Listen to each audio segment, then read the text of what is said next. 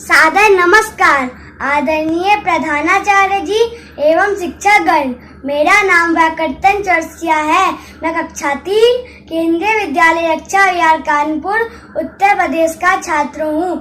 आज इस हिंदी पखवाड़े के दौरान आज मैं आपके समक्ष एक कहानी प्रस्तुत करने जा रहा हूँ। तो मेरी कहानी का शीर्षक पाप का भागीदार कौन प्रस्तुत है। एक बार एक जंगल में एक डाकू रहता था। वहाँ से जो भी यात्री गुजरते थे वो उनको मारकर उनका सारा धन लूट लेता था। एक दिन वहाँ से एक महात्मा गुजर रहे थे। तभी डाकू ने उन्हें रोका और कहा कि तुम्हारे पास जितना भी धन है मुझे दे दो, वरना मैं तुम्हें मार डालूंगा। महात्मा जी ने कहा कि मेरे पास तो तुम्हें देने के लिए कुछ भी नहीं है। डाकू ने कहा कि तुम्हारे पास कुछ तो होगा, मैं तुम्हें मारकर उसे लूट लूंगा। महात्मा जी ने कहा कि तुम ऐसा पाप क्यों करते हो। डाकू ने कहा कि मैं अपने परिवार के भरण पोषण के लिए करता हूँ। महात्मा जी ने कहा कि तुम जिनके लिए पाप कर रहे हो क्या वो तुम्हारे इस पाप में भागीदार होंगे।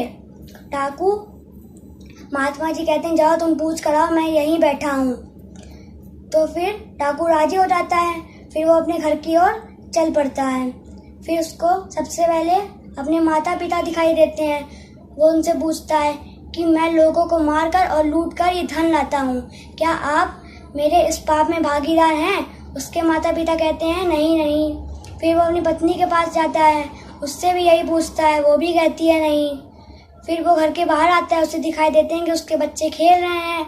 फिर वो उनसे पूछता है, वो भी कहते हैं नहीं कि हम आपके इस पाप में भागीदार नहीं हैं।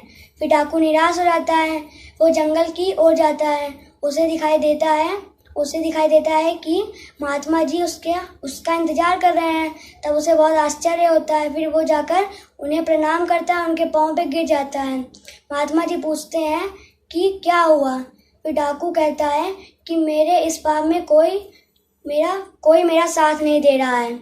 महात्मा जी ने कहा कि अगर तुम पाप करोगे तो तुम्हारा साथ कोई नहीं देगा, अगर तुम अच्छा कार्य करोगे तुम्हारा साथ सब लोग देंगे। तो फिर तुम ये अधर्म का मार्ग छोड़कर धर्म का मार्ग अपना लो। तो फिर डाकू ने अधर्म का मार्ग छोड़कर धर्म का मार्ग अपना लिया। तो फिर एक दिन वो बहुत ही अच्छा आदमी बन गया। तो इस कहानी से हमको ये शिक्षा मिलती है कि हमें हमेशा धर्म के मार्ग पे चलना चाहिए। अगर हम धर्म के मार्ग पे चलेंगे तो हमारा साथ सब लोग देंगे, और अगर हम लोग अधर्म के मार्ग पे चलेंगे तो हमारा साथ कोई नहीं देगा। धन्यवाद।